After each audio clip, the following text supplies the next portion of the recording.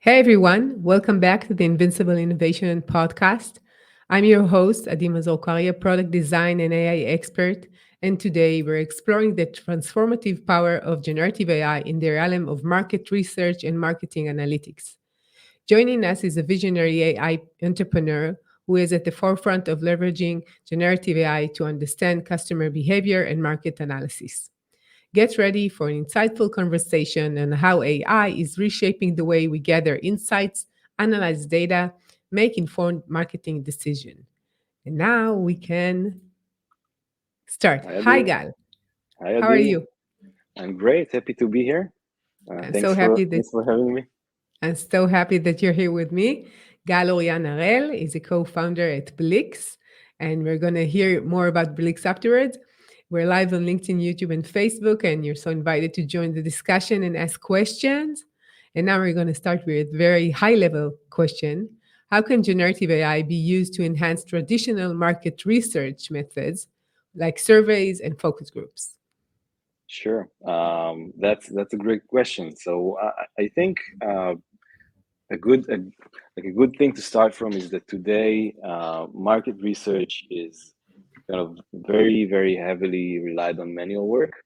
Um, both like kind of in both classic methodologies, so surveys and interviews and focus groups, both demand lots of manual intervention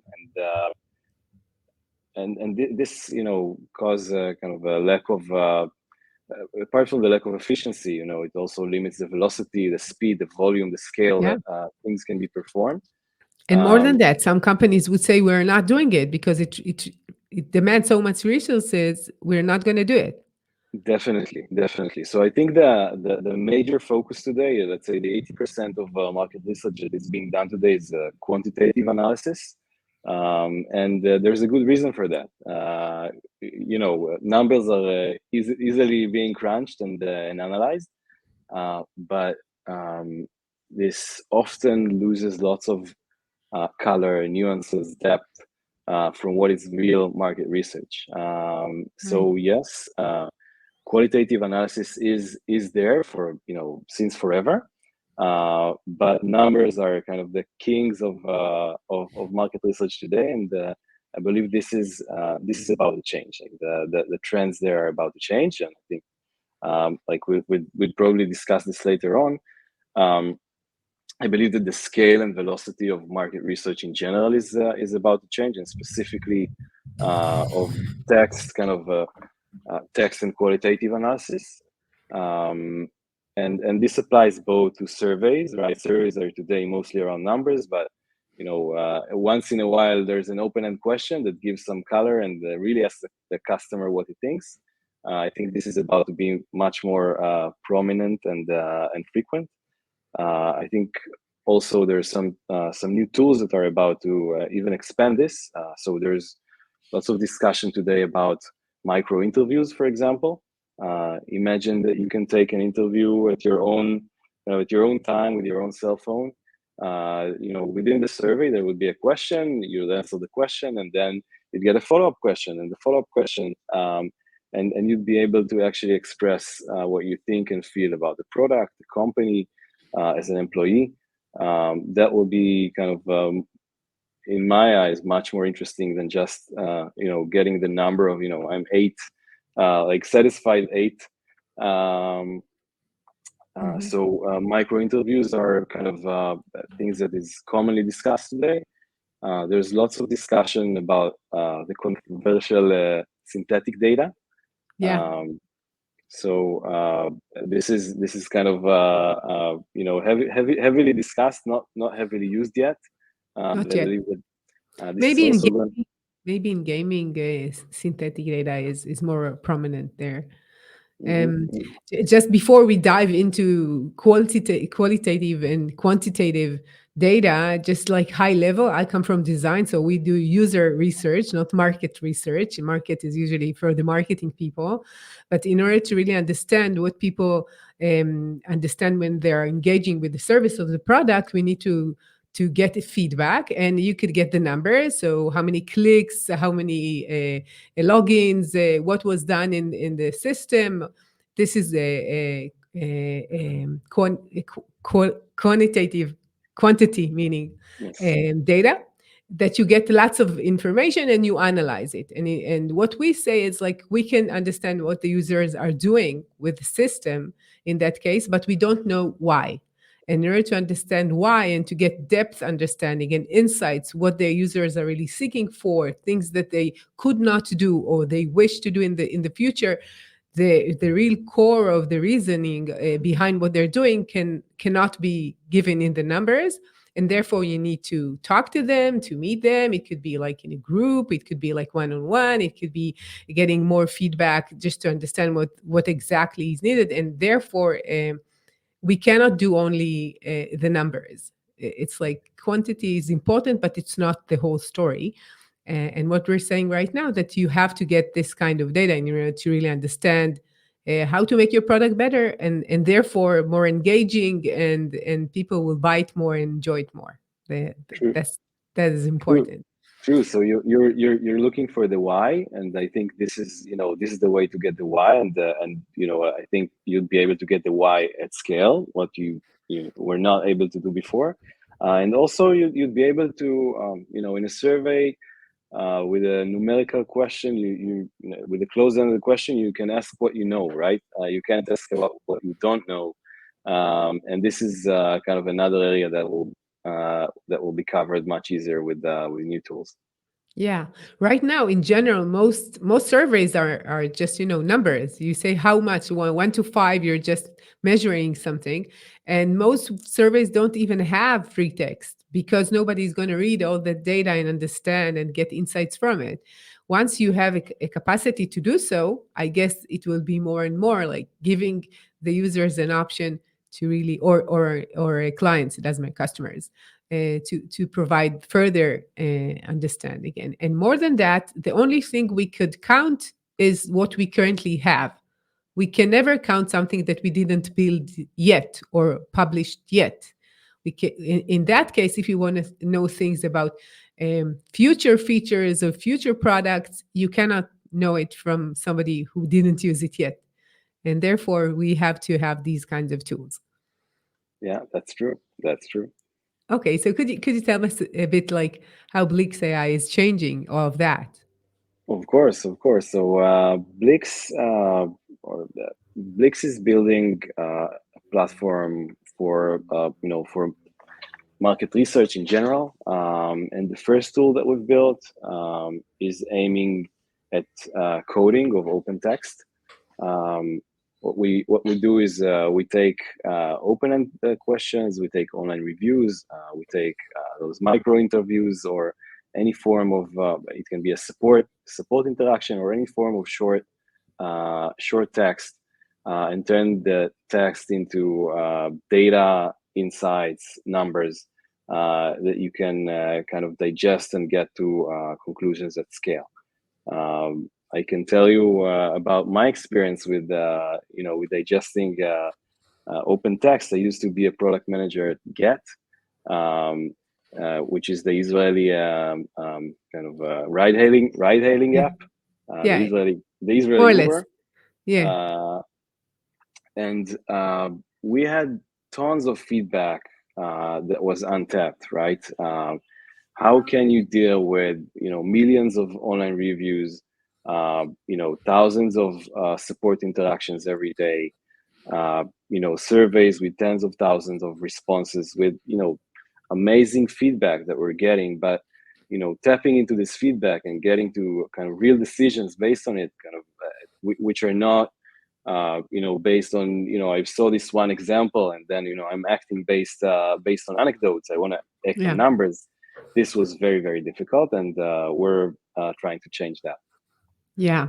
In general, I think that the more important stuff comes when somebody is making the effort in order to write instead of just press the 5115.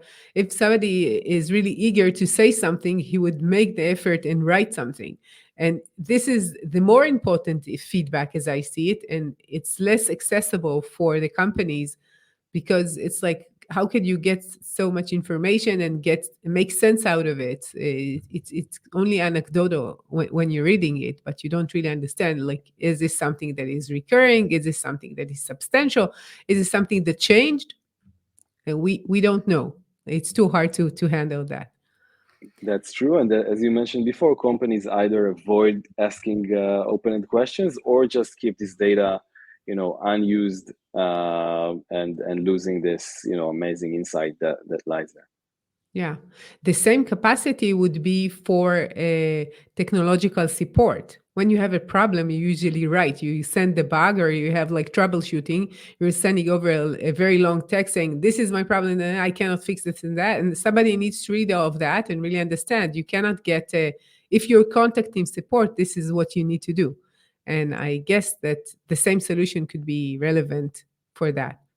That's true. Eventually, you can build an entire picture that answers many questions, right? It can be a marketing question, like what do people think about my product? Why do they buy my product? Why do they buy my competitor's product? It can be a product question, like what features do people like? Why do they use my product? Why is this feature working or not?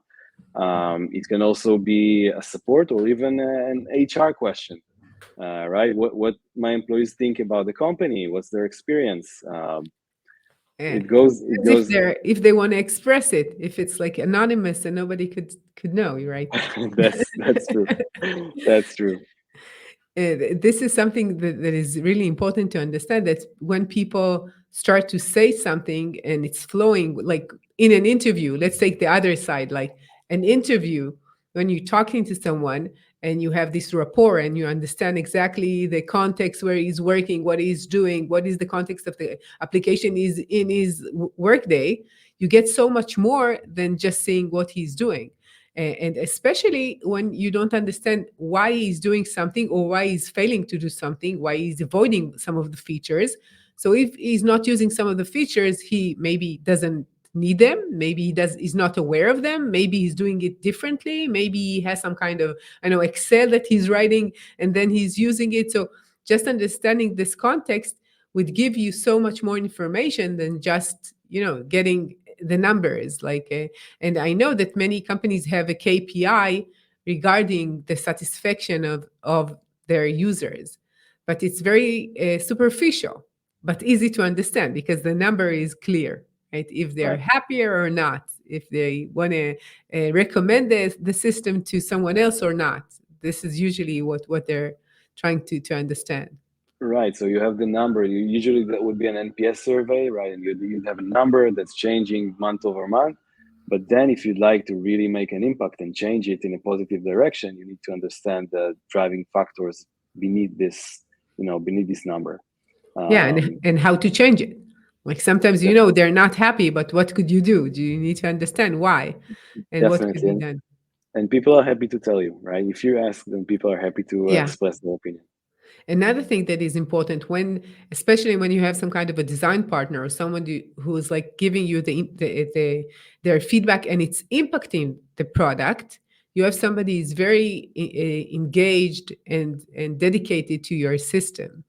And maybe when it's a B2C, it's not that important. When it's a B2B, it's very important for you that you have a client that has lots of users and you want to make them happy.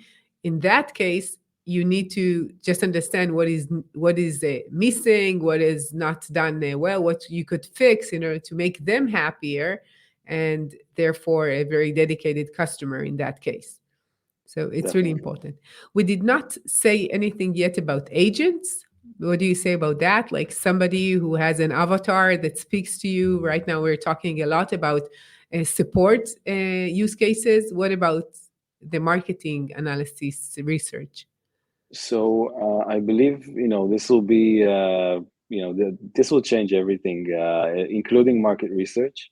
I believe that currently agents are not not really functional yet, right? They're not really bringing the kind of results that you can really rely on in most cases.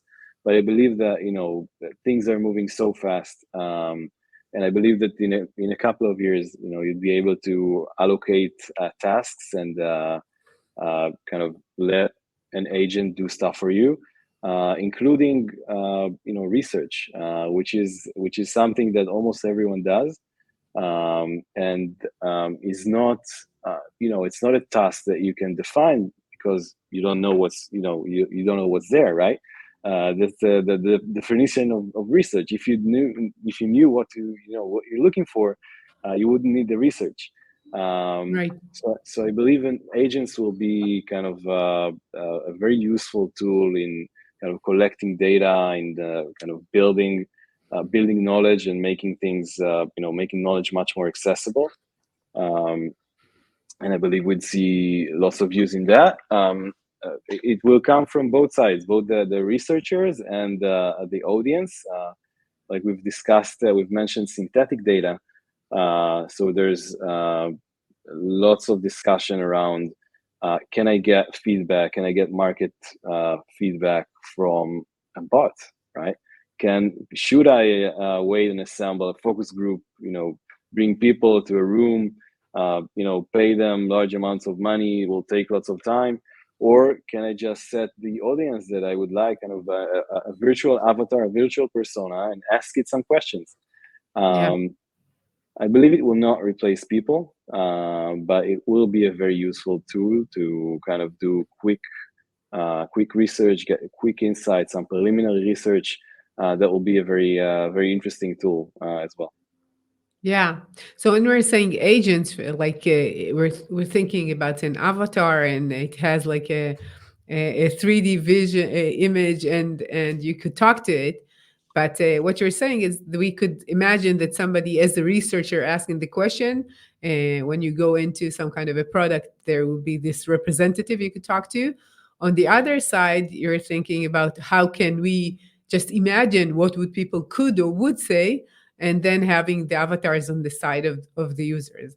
I believe that the first one would be much more applicable than the second one, but maybe I'm mistaken, because in the end, people want to talk to people and to understand people. And if somebody represent these end users, I don't think even the facade and the avatar is needed.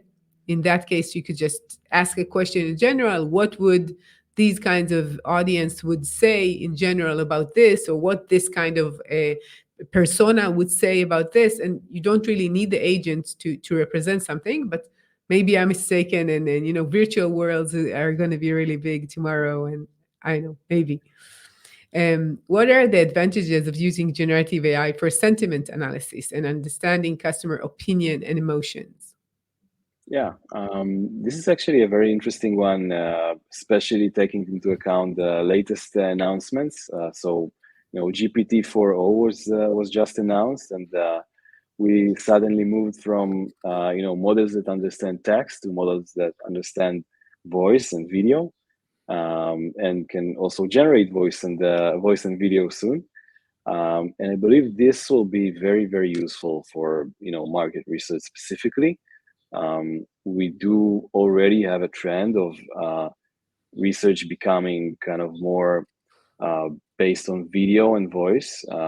There's, for example, applications that you go into a store, and you get a pop-up asking you to kind of express your opinion about the experience in the store. So instead of having kind of a text-based survey, you just record a video or reel of yourself kind of experiencing the store, experiencing the product. That will kind of bring much more color into things, and I think will also open more possibilities to sentiment understanding. So if someone writes something, that's one thing, but imagine that you can analyze his voice, kind of get the emotions that he's expressing and not just saying, sees facial expressions. This is very important to kind of capture the wow moments in a process, in a product, in an experience, capturing the issues, right? What does this person really thinks? And once you can do that at scale, that will change many methods and tools that Yeah. that are being used today, and will open kind of many new opportunities, I believe. Yeah, I think that these capacities were like we already know that in customer care we have these kinds of, and in support we have these kinds of things when, especially when you're calling a customer care center. And same goes for sales. We have systems doing that exactly. Automations of understanding when is the customer angry, when he demands something, when he's more relaxed. So just understanding the emotions that rise through the talk is a very valuable information. Of course, when you get something very shallow, like a number, when you're doing a survey, it's less than talking to a person. It could be only a voice a discussion or a video call.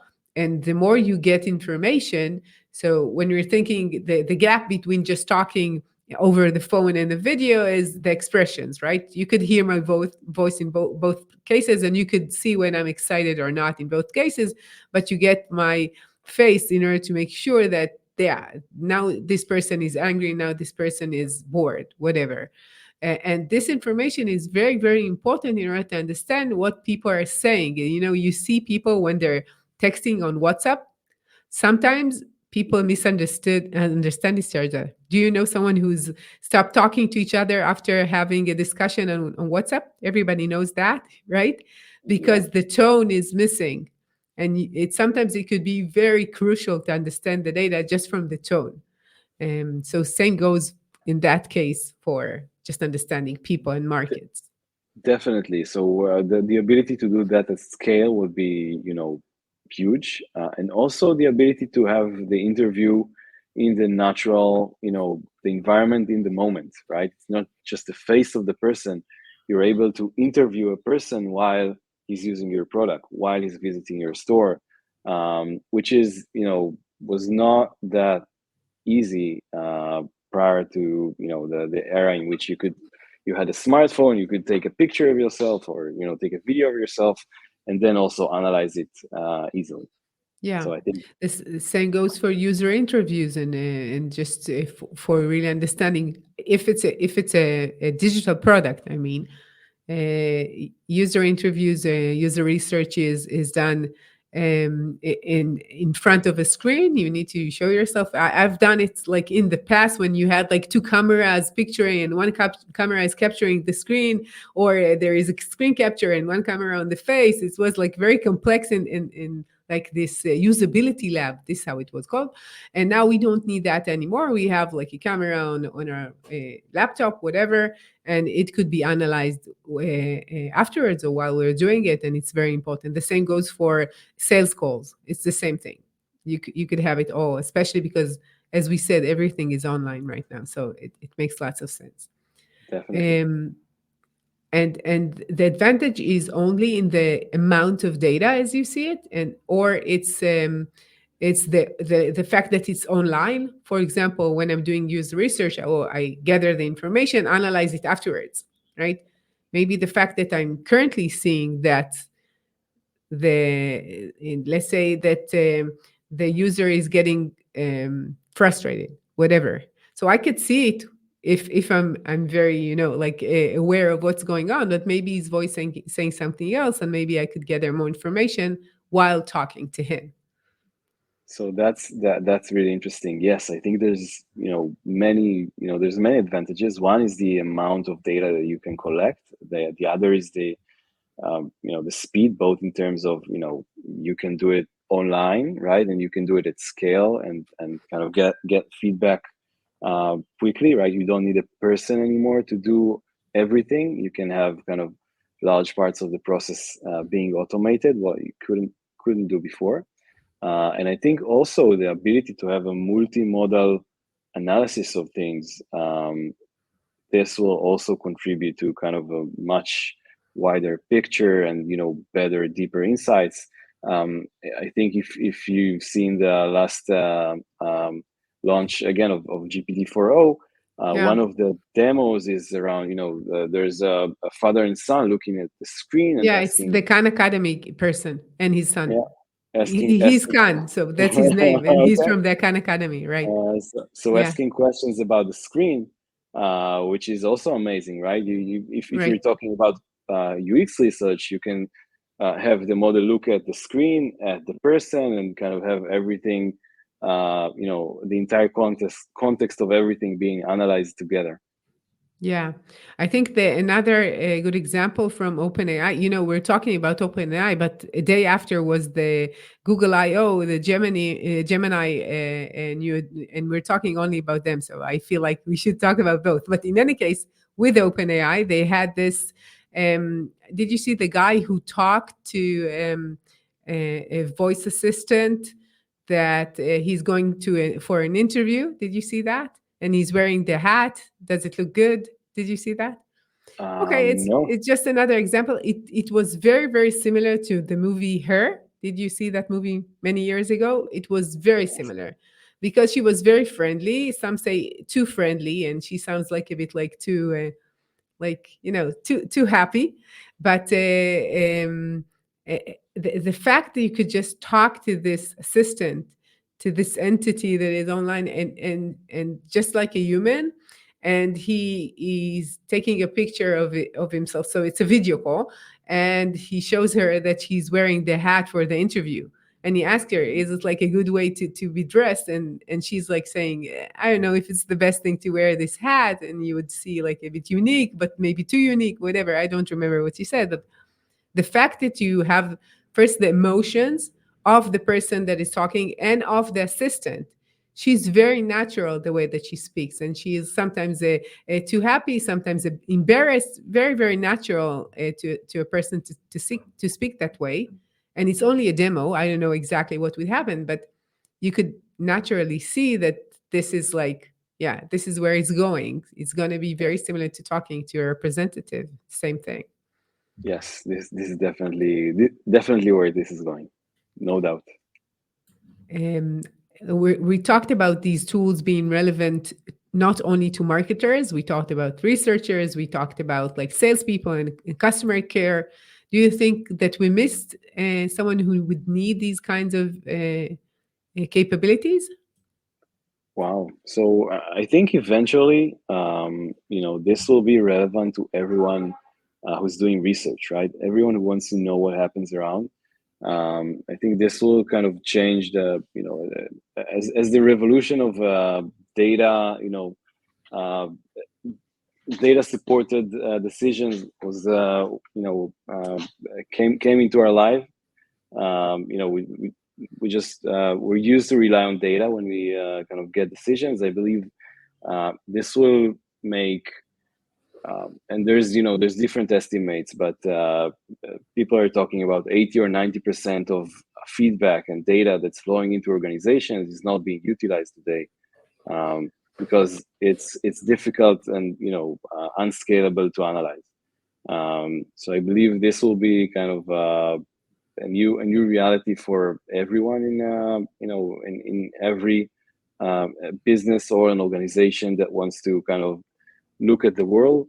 That will be the new eyes and ways to get into decisions. And this goes to we started actually from product managers that have many kind of feedback sources flowing in, trying to understand the voice of their customers. And yes, it goes through marketers, salespeople that are already. We have some companies doing that in that domain, but I think it will kind of there will be almost no one that's not impacted from this revolution. Yeah.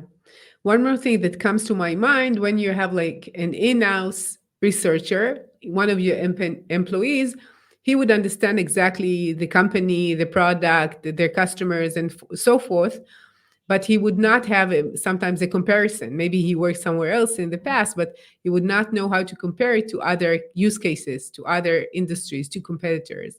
And if you're bringing someone who's like an outsource, who has like like a agency or consultant, would have the capacity to have some kind of a baseline and to know like this is very common that people say this about these kinds of products. So you could build something that has the knowledge not only from the company but compared to other systems.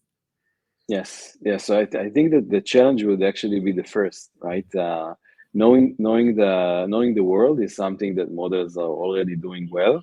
They read the internet and more, so they have some general knowledge about the world. The bigger challenge would be to bring the business, like the business goals, into the conclusions, into the research. That kind of what is it that we would like to achieve? What are the considerations? What is the internal lingo? How our product looks like? How do we see the world? And I believe this is where people would meet these tools. We see it as a wingman, as a co-pilot that lets you do the same work 10x faster or 100x faster. But it's still a tool. This is something that that's important to mention, and I believe that people would still be needed there to bring the kind of internal goals, aspirations, culture of the business that they're in, and making sure that these tools are working for them. Yeah, and to make decisions based on them, like executing Def- some kind of processes should. de- But Definitely. the first thing that comes to my mind is these kinds of interviews or these kinds of young researcher doing the data gathering or doing the polls and gathering the data. They're usually someone who is younger in their organization. And Mhm. when somebody is more senior, more experienced, he would get the information and know how to do it and analyze based on the strategy of the company and make decisions based on what's analyzed.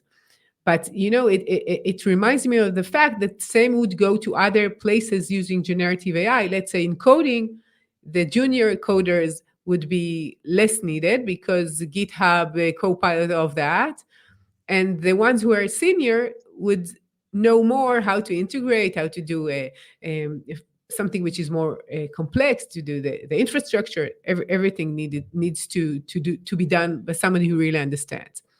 But if we're taking it like a few years after, if we don't have the young ones, they will not get older and experienced without the experience, right? So how do you see that? It's like this is the first thing that comes to my mind. Yeah, well, that's definitely a paradox, right? You need only the seniors, but how do you get senior if you can't do a junior position? Right. So I believe the skills, the required skills will be changed, right? Also, being a junior, both for juniors and seniors, the kind of skill set that you're looking for would change. There will be less need for memorizing and having knowledge, or doing the tedious work of either coding, reading text, or writing the boilerplate code. This will be done by the machine, but um, you need to know how to ask questions, how to guide those tools, and make sure that you're building the bridge between your business goals and the tasks that you provide, and the way that you orchestrate stuff. So I think this will become the new skill set, that you start being a junior at doing that, and then you'd be senior at doing that, and work will change. Yeah. So as I see it, like in the future, I think we'd have different types of relationship with technology, and we would need to do something else. I don't think people, like many people say, that we would need um, you would have more spare time, you would have time to do your hobbies, and you would get like an income from the government, general income. As I know people, they will find something else to do more work. When you're thinking about technology, we're supposed to do much less right now compared to other years, and we're doing more. I think that in general, people are working more hours, they're working harder, and are more attuned to the digital world and to technological experiences. Doesn't matter if you're at home or at work, or more or less it's the same in many cases. So I think that what we required in order to do your work would be different.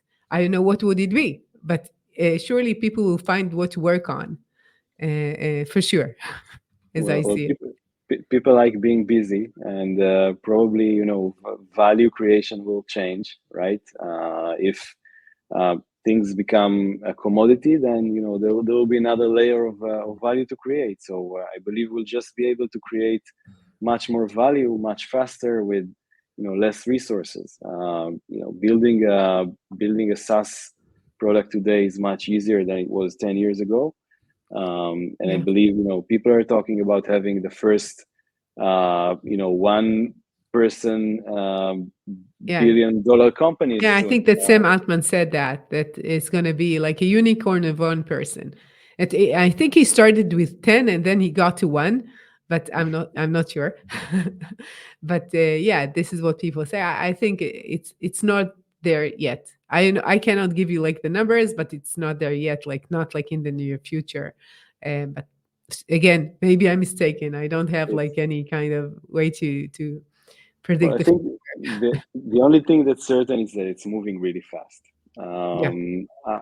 We started thinking about and kind of digging into this technology about 2 years ago, and things that we've only imagined that will be available in 5-10 years are already table stakes today. So things are moving really fast, and I believe that lots of capital is being invested, lots of resources are being invested. So things are just accelerating, Yeah. and I believe we'll see. I believe this technology will move much faster than we think. So could you give us an example? Like I can understand large language models understanding deeper meaning of the text. That makes sense because they're getting smarter and they learn, and this is why they L in the L, you know. but what do you mean that you did not expect? Give us an example. Wow. So we've discussed initially images and video and vision and sound analysis. These were things that at the beginning you had a model that was able to get the text and get back to you with some text which was okay. Code writing just improved like significantly since in the last couple of years. And still, today this is mostly used for writing kind of boilerplate code. And recently we start seeing, and I think we start seeing autonomous agents. So I think the power that is still not unlocked is the ability to kind of get a task, uh, plan, build a plan, kind of an execution plan, and execute it. We'd see software that writes software to Yeah. execute tasks.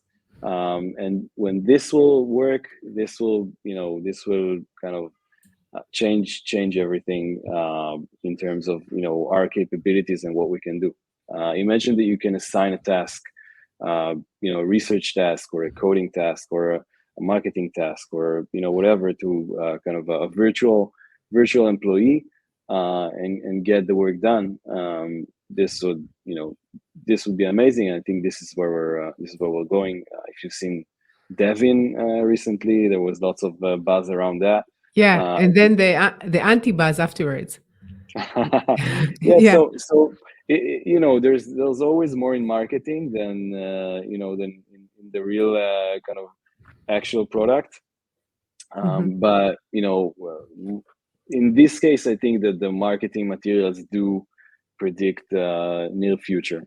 So it doesn't work yet, as expected, but I believe it Yeah. will very, very soon. So we're talking about two different point of view. First, we're saying that building technology is much easier. So you could build much more in the same time, and the types of co-pilots, it doesn't matter from what company, would bring you a faster way of doing things. That's one thing. And another thing is using these models in order to do some kind of a task, in that case doing research or gathering data or analyzing data or being more interactive in the way that they're working, not being more natural, not just getting inputs and analyzing, but really creating on the flow questions or getting and giving feedback based on something which is flowing, right? Right. I believe it will get closer and closer to talking to a junior employee that will do the work for you. And once you have unlimited number of junior employees that don't sleep, don't eat, don't complain, and do lots of work, Not that getting will paid, you forgot. you'd have to pay someone. But yes, this will change how things look today, yeah, Yeah. significantly. What are the key skills and expertise needed for researchers to effectively leverage generative AI tools and technologies? Mm. So I think we touched the main one, which is knowing to ask questions. I think this would be the skill of the future. If I would be kind of a school kind of a school student today, I think this is the most important thing to Yeah. succeed in the world in the future. But in the school, they teach you not to. You just need to answer what you've been asked, right? It's the other Don't way around. If you're asking too much, you find yourself out of class, don't more or don't less. don't let me. I'm talking like out of pain because I gave a talk in my kids' school a week ago, and it was very hard. Yeah. And So I've been speaking like keynote speaking for years, more than 10 years, and it's so easy for me to do it. But then you go into this class of like kids, and it's like, wow. That's all I can say. Very yes. surprising. So so yeah, I believe, again, not very not the school culture, but openness and curiosity would probably be kind of a key trait to be able to adjust and to learn, and kind of in a more practical way. I think following the what is possible, understanding the below the buzz, right? Eventually those are tools, right? It's They have their capabilities, they have their limitations, and if you know what they can do, how to utilize those tools, and what are the risks, what can go wrong, what they cannot do, what you should not expect. This would probably be kind of key to succeed. And I think lastly, ChatGPT and Gemini and and Bard and Claude, and all of them are great generic tools, right? They're not even tools. I think they're more of a proof of concepts for a technology. They're very, very generic. It's great talking to them, but eventually, if you're a professional and you're looking to do something that you can trust, that can generate real value and that can work at scale, go for professional tools, right? There will be lots of professional tools that will be built on top of this technology, and this is what it is, right? It's a technology. It's not a Right. tool yet. Yeah. So if you're a market researcher, you're welcome to talk to us. If you're writing code, or if you're an artist or a marketer, or UX researcher, there's those tools for everyone today. There's really a boom of like explosion of tools. Right. Use professional tools that are built to perform the tasks that you're trying to perform, and ChatGPT is nice to kind of learn the, what can be done, what's possible, how does this work. But eventually, there's another layer that's required on top of that. Yeah.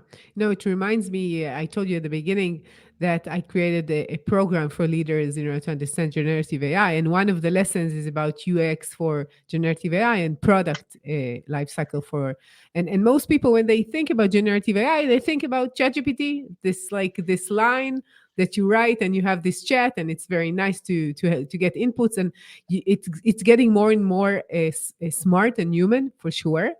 But this is, as I described it as being in the DOS era. What we're doing right now, We did not build all the interfaces, all the interactions, all the communication that is more than just the text.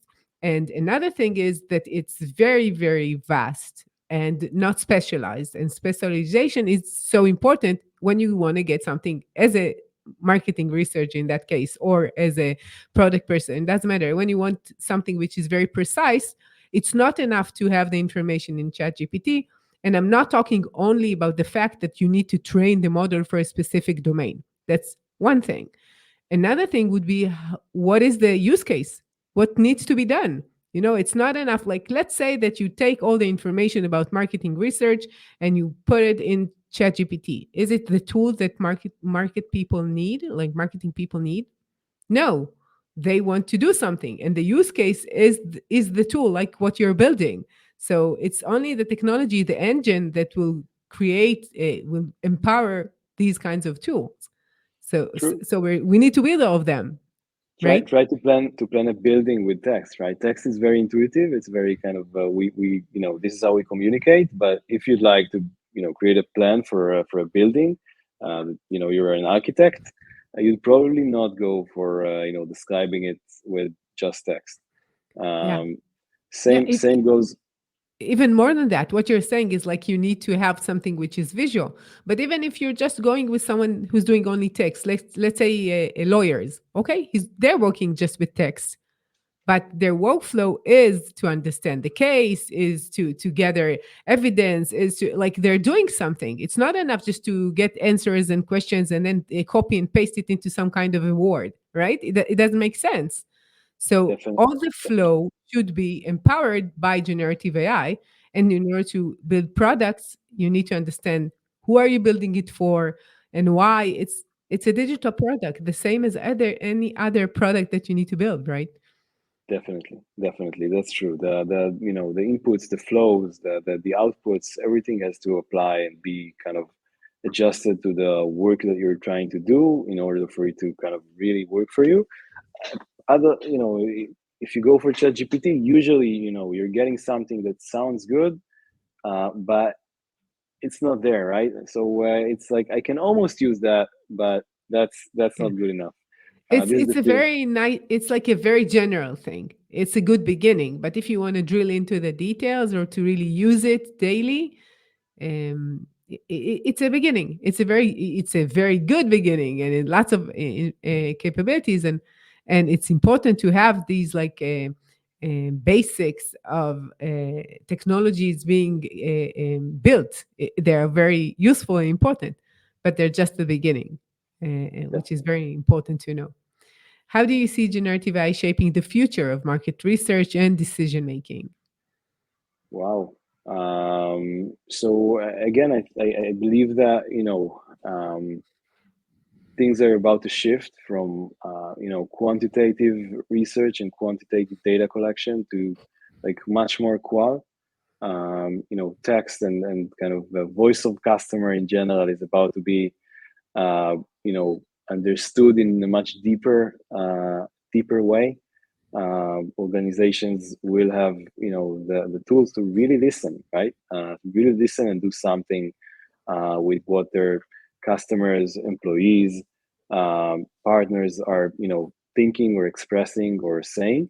And I believe this will reshape the industry as a whole. Yeah. Another thing that comes to my mind is we talked at the beginning about companies who are saying we're not doing that. That's too expensive. But once it's reliable and not that expensive, more companies would have the advantage of these big companies that could leverage these capacities into their companies. Definitely, it's going to make things much more accessible, cheap. Having a researcher was maybe the luxury of a large company, and now Right. small startups or individuals will be able to take and analyze. For example, I have a million kind of an e-commerce shop with a million online reviews. No one's going to read that manually ever. But if I have a tool that will do that, that's great. Maybe I can start Yeah. utilize that, those practices of the large corporates. Yeah. In general, I usually work with startups. So for me, it's very close to my heart. And I always, for them, when there is like a big corporate and a startup, I'm cheering on the small like underdog.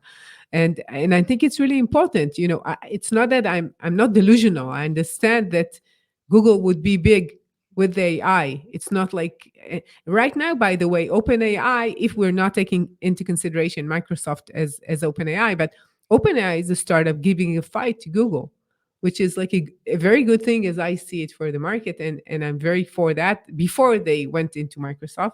So I'm taking it before that.